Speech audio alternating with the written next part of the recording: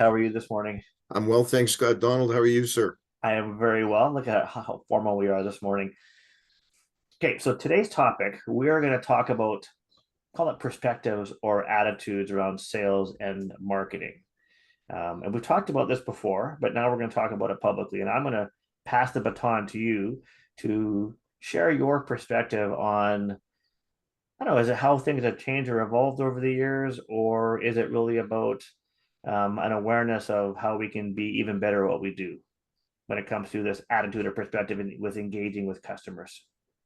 Well, based on our conversations that we've had over the last couple of years, this is a topic that's come up an awful lot. And I think most recently, from just a short time ago, we talked about the mindset of working with a customer for a sale.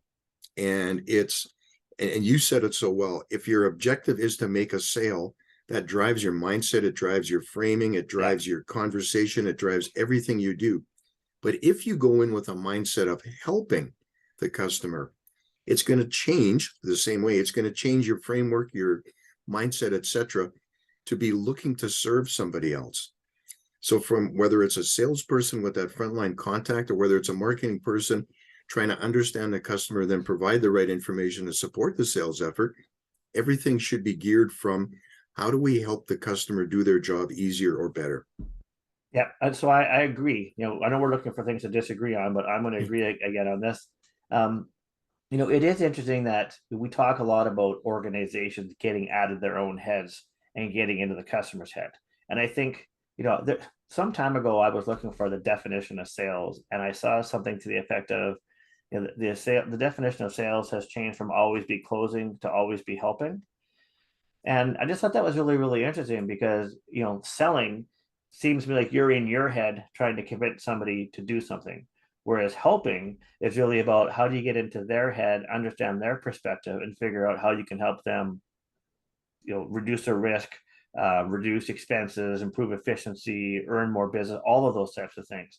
And we've had this discussion before about, and I'm looking at my notes here, and I've used this example that if you're golfing, which is a dumb sport and a waste of 5 hours of your time, but if you're golfing and you're about to hit the ball and there's a green that's surrounded by water, do you see the green or do you see the water?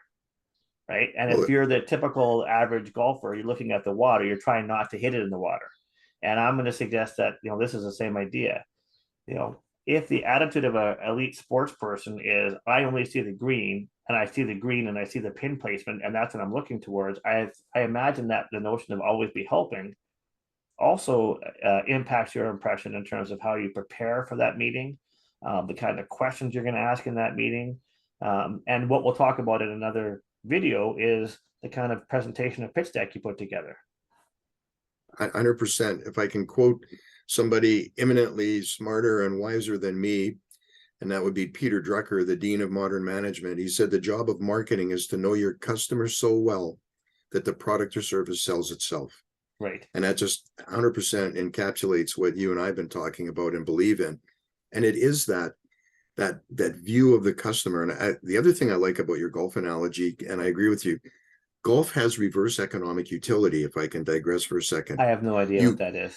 you spend a lot of money on clubs and lessons and a membership at a hoity-toity place, and the whole idea is to use everything the least amount of times as possible. Reverse economic utility.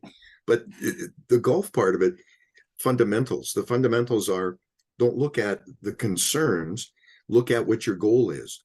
And so from a business perspective, the fundamental goal is, how do we best serve our customers? Because we don't hit a sales target unless a customer buys something. The customer buys something when what we're offering answers the need that they have, Yes. either for solving a problem or taking advantage of an opportunity. There you go. It sounds that simple. And as you and I have said, how come so many organizations really struggle with that? It's a good, and you know what, and I don't know that we're going to be able to answer it here in this short video, but I think what we're trying to say to organizations from a sales and marketing perspective, get out of your own head and try to sell people, and instead spend more time trying to figure out how you can help your customer achieve their goals and how you can help them get there. And that change in perspective will result in you being more successful. Any I, final words on that? I completely agree. And I think the other side of it is organizationally, if you have that alignment that everybody in the organization is looking to serve the customer better through a better understanding, it means collectively all of the energy of the organization comes together. So everything from finance to make sure that the appropriate marketing and sales activities are funded properly. Systems has the right systems and access and databases and information. And then sales and marketing come together to say, and this is how we take care of our customer. Fulfillment on the inside, however that may be on a product or service, you take care of those things, man, what a simple equation equals success. It's real easy. It's not rocket science, right? It's just fundamentals. Absolutely agreed. Thanks, Tim. See you next Thanks, time. Scotty. You betcha.